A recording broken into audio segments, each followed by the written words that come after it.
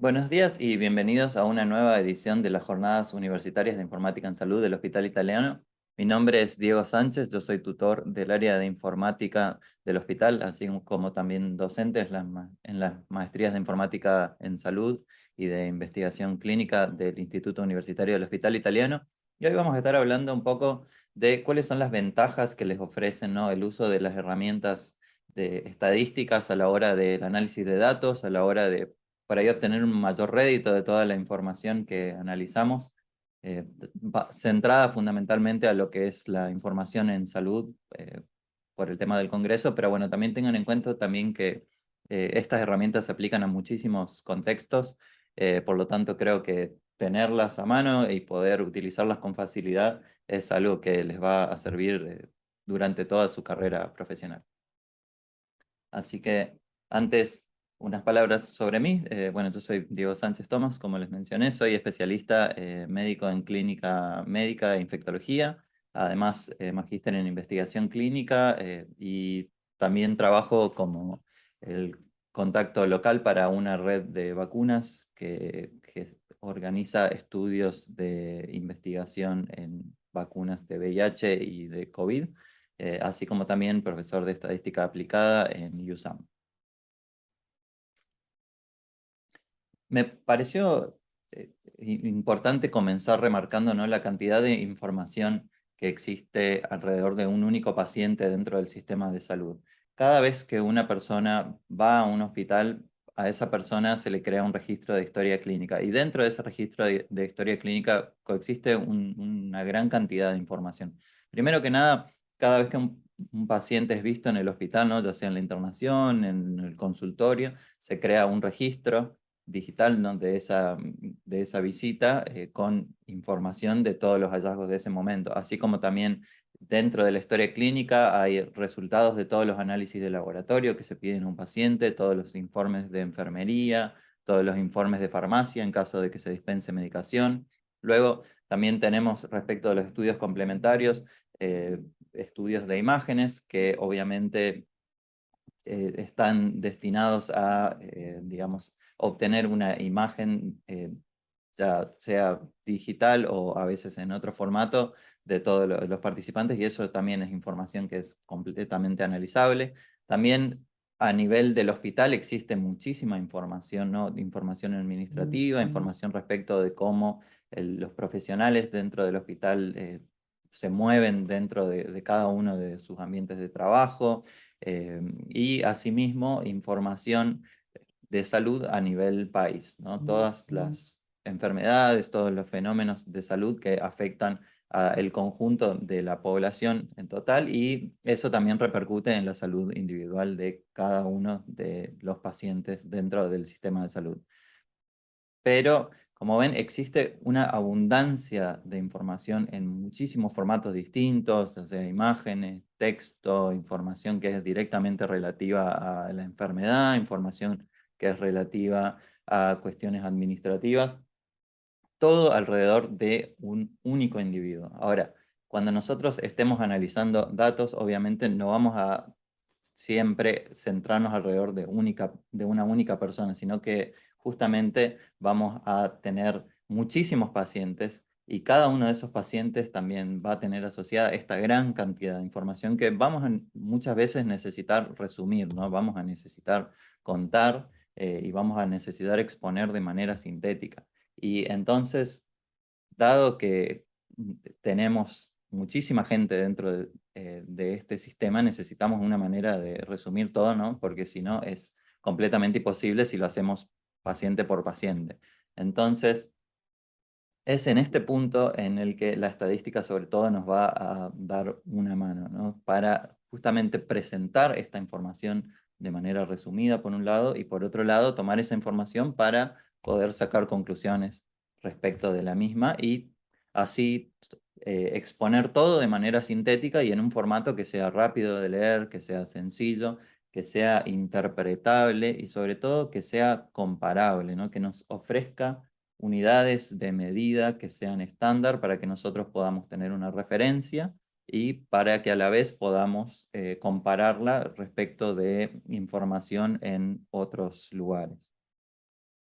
Y en este punto es que la estadística, digamos, se bifurca en sus dos grandes ramas, que son la estadística descriptiva, que estrictamente se dedica a describir la información. O sea, cuando nosotros hacemos estadística descriptiva no estamos sacando conclusiones o haciendo comparaciones o probando hipótesis, sino que lo que estamos haciendo es justamente tomar medidas dentro de los datos que sean capaces de resumir la información de una manera sencilla y entendible. Por otro lado, tenemos la estadística inferencial, que es la estadística que toma elementos de estadística descriptiva para sacar conclusiones de los datos, para compararlos, para comprobar una determinada hipótesis respecto de los datos y de esa manera también no poder intentar hallar asociaciones o hacer predicciones respecto de ciertos eventos.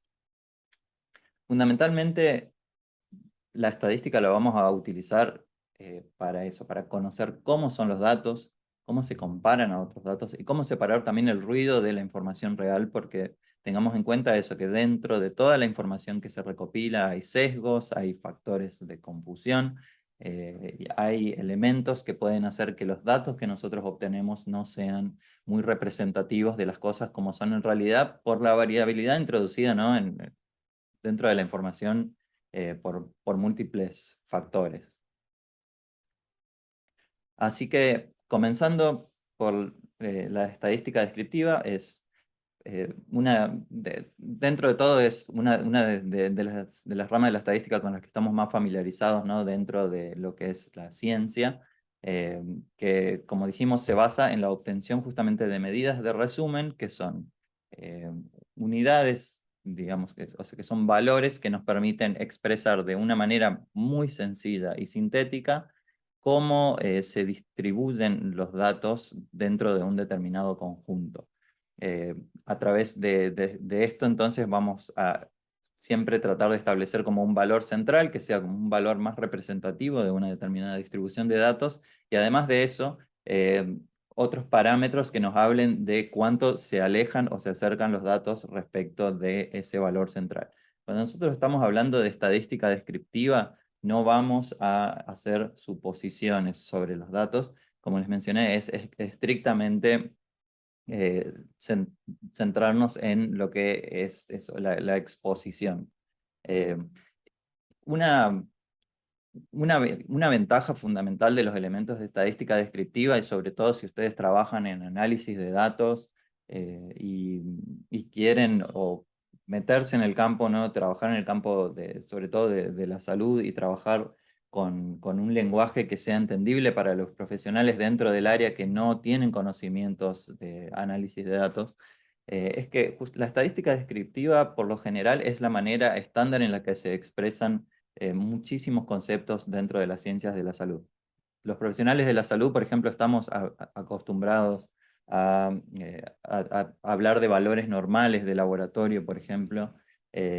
Cuando decimos la presión arterial de una persona es entre 120 y 80 milímetros de mercurio.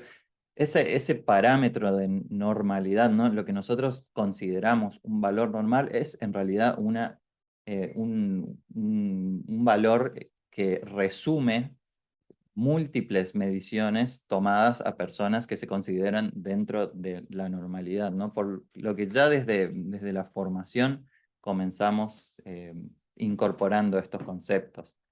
Así también cada vez que uno ve, ¿no? Un estudio de investigación de todo lo que se suele publicar, siempre lo primero que se menciona son las estadísticas descriptivas respecto de la población. Se hablan de la media, del valor de la media de la distribución, de desvío estándar, etcétera.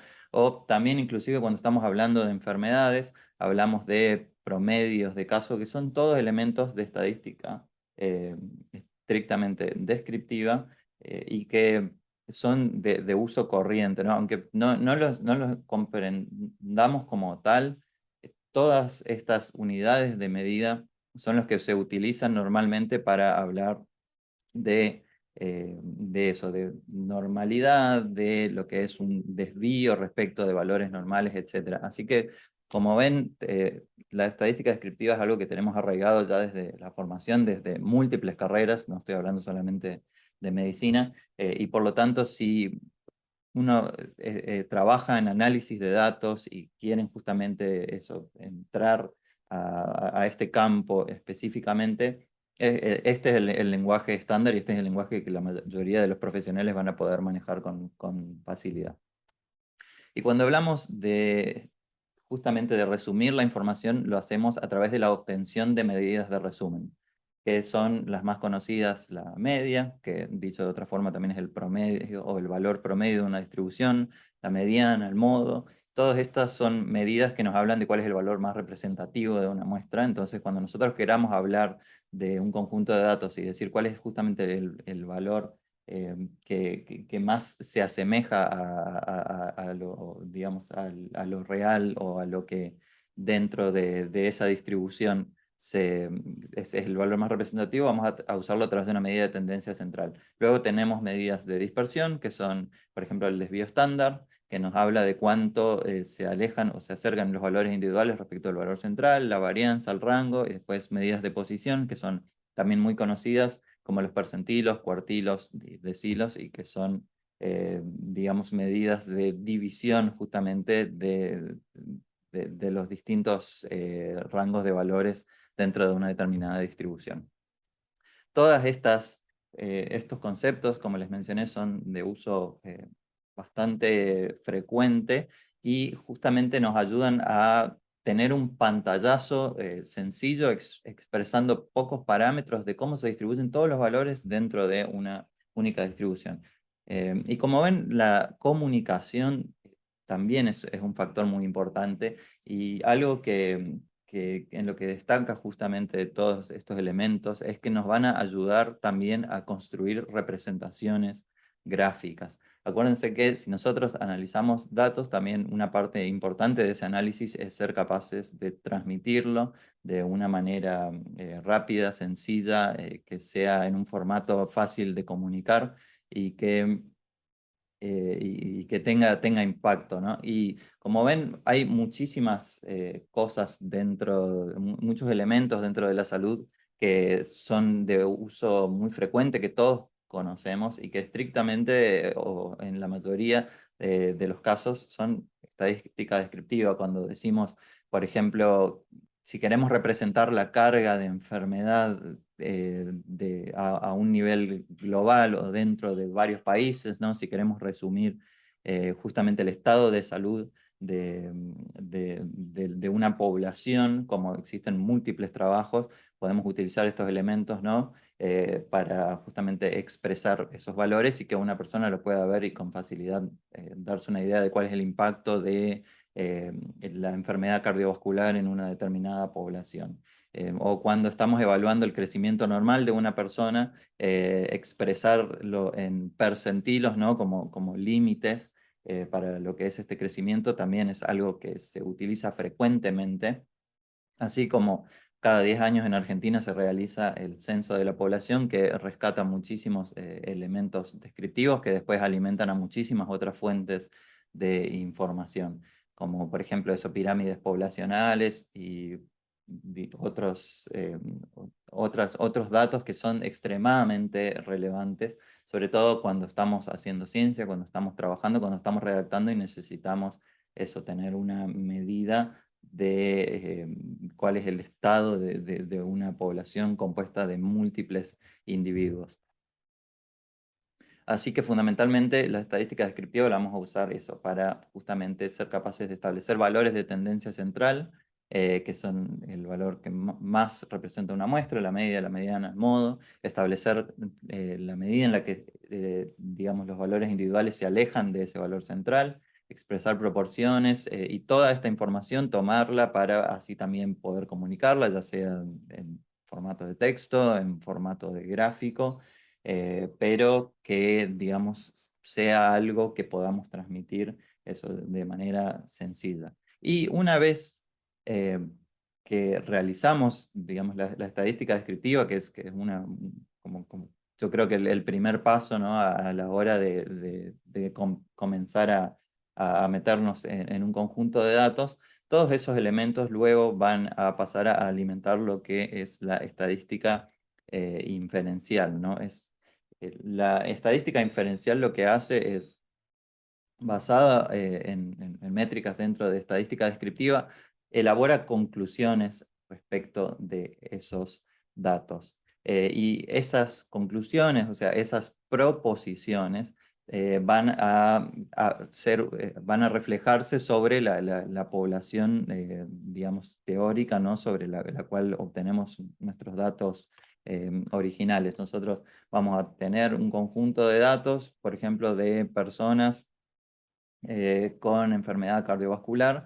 Luego, a través del análisis de esos datos, podemos hacer proposiciones respecto de ese conjunto.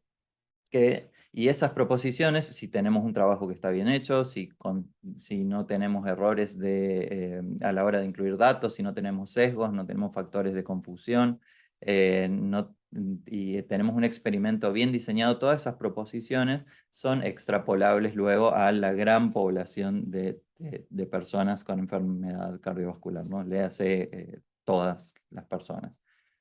Esto obviamente es una disquisición teórica, pero justamente ese es el beneficio de utilizar bien la estadística inferencial, diseñar buenos experimentos y en base a eso obtener buenos resultados para así poder hacer buenas proposiciones sobre los datos, ¿no? Así que cuando nosotros hacemos eso, proposiciones sobre los datos, lo que fundamentalmente hacemos dentro de estadística inferencial va a ser o bien intentar obtener una estimación de un parámetro real a través de un conjunto de datos más pequeño. Por ejemplo, eso, nosotros a través de una muestra de individuos, que son individuos que nosotros a los que podemos acceder, a cuya información podemos acceder, eh, podemos tomar la información de esas personas y a través de métodos estadísticos hacer una inferencia sobre cómo ese fenómeno que estamos estudiando a un nivel de población. Siempre y cuando obviamente respetemos todos los límites de un experimento bien hecho. O bien otra cosa que nos permite hacer la estadística inferencial son las llamadas pruebas de hipótesis. Podemos tomar un conjunto de datos y elaborar una hipótesis respecto de esos datos y rechazar esa hipótesis o bien aceptarla si obtenemos, ¿no? Resultados favorables. Y cuando digo elaborar una hipótesis respecto de nuestros datos, es, por ejemplo, tomar una población de una muestra de personas a quienes le dimos un determinado medicamento y compararla con unas personas que no tomaron ese medicamento y, por ejemplo, comprobar si ese medicamento fue efectivo para prevenir una determinada cosa. O podemos, saliendo un poco de lo que es estrictamente la salud y por ahí hablando de información más bien administrativa, podemos tomar los registros de historia clínica de un hospital previos a la implementación de un sistema de historia clínica electrónica, por ejemplo, y compararlos con registros digitales para hallar, no sé, si aumenta la calidad de los registros, si aumento el número, y todas estas, digamos, estas cuestiones las podemos analizar a través de pruebas de hipótesis que van a variar según el formato de los datos que tengamos, ¿no? Ya sea si son datos numéricos, en formato continuo, información, digamos, o variables categóricas, etcétera. Digamos, existen múltiples pruebas que nos van a poder ayudar en los múltiples escenarios respecto de la información que tengamos. Recuerdan que habíamos hablado de que tenemos información en formato gráfico, información inclusive geográfica, información en formato texto, tenemos valores numéricos de laboratorio, y con todos esos datos podemos elaborar conclusiones, podemos querer saber si un determinado, por ejemplo, test para hallar cáncer de pulmón o para hallar cualquier otra condición es eficaz para detectar eso, y a través de estadística inferencial justamente vamos a poder, digamos, responder esa clase de preguntas, ¿no?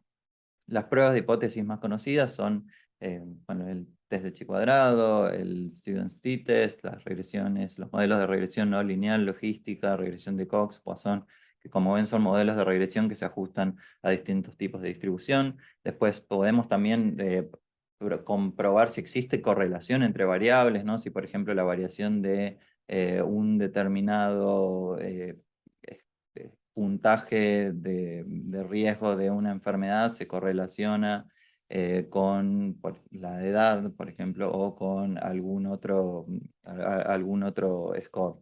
Y así, bueno, hay muchísimas pruebas de hipótesis que nos van a permitir analizar un montón de situaciones que nos van a también inclusive ayudar a modelar situaciones y a realizar predicciones.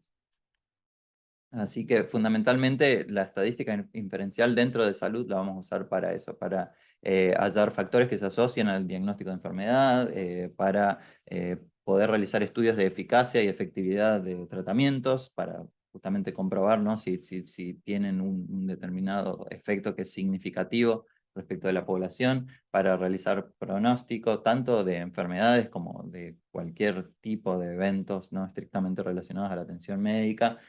Podemos construir modelos de representación de enfermedades u otros fenómenos, realizar estudios de test diagnóstico o realizar estudios sobre distintas implementaciones de distintas tecnologías, por ejemplo, y así averiguar si justamente estas implementaciones tuvieron un impacto o hicieron una diferencia respecto de algún determinado parámetro. Así que, en síntesis, las herramientas estadísticas nos ofrecen la posibilidad de hacer inferencias respecto de los datos, ¿no? De hacer predicciones, de comprobar si existe asociación entre los datos, facilitan la comparación entre sets de datos, nos ayudan también a disminuir el ruido en la información médica, eh, ¿no? Teniendo en cuenta toda la variabilidad que hay dentro de la información, teniendo en cuenta también que los registros dentro de salud a veces son de mayor o menor calidad según en el ambiente en el que estemos. Y estas herramientas son de uso estándar en lo que es ciencias de la salud. Los profesionales dentro de la salud están habituados justamente a eso, a pensar en términos de estos parámetros. Por lo tanto, si ustedes son profesionales que tienen facilidad o que se dedican justamente al análisis de datos y están interesados en trabajar en ciencias de la salud y justamente, ¿no? en colaborar desde la perspectiva del análisis, les puedo decir que cuentan con una ventaja abismal, porque existe una abundancia de profesionales que van a ser capaces de conocer los temas específicos respecto de enfermedad, respecto de un montón de fenómenos. Pero personas que tengan manejo de las herramientas estadísticas y que sepan análisis de datos verdaderamente escasean y creo que existen muchísimas posibilidades y muchísimos temas de investigación dentro de este campo. Y no estoy hablando solamente de lo estrictamente clínico, de enfermedad, sino de todo lo que hay alrededor del sistema de salud a nivel global, a nivel país, y de todo lo que se le asocia, ¿no? Eh, Además, por ahí si les interesó la charla, si les gustaría por ahí buscar un poquito más sobre el tema, personalmente les recomiendo estos recursos como canales de YouTube y luego después cursos online. Creo que son por ahí la mejor forma, ¿no? de entrar ahí, de buscar estadística aplicada al análisis de datos y todos los conceptos que por ahí son complejos de entender al principio, que por ahí no son tan intuitivos. Hay una abundancia de contenido en Internet, ¿no? Que es completamente gratuito, al que pueden entrar para explorar un poco más. Y si les interesa profundizar específicamente en esto, recomendarles, ¿no? las maestrías de informática en salud del Hospital Italiano de Buenos Aires o la maestría en investigación clínica, también si realizan, o sea, si les interesa más la investigación dentro de lo que es el aspecto estrictamente clínico y, digamos, muchas otras formaciones que existen, ¿no? Pero eh, reitero que si son personas que tienen ya una cierta base respecto del análisis de datos, poder incorporar los conceptos de estadística y sobre todo utilizarlos para investigación en ciencias de la salud es algo que los convierte en profesionales extremadamente valiosos. Así que bueno, muchísimas gracias por su atención. Espero que les haya gustado la clase y que tengan un lindo resto del día.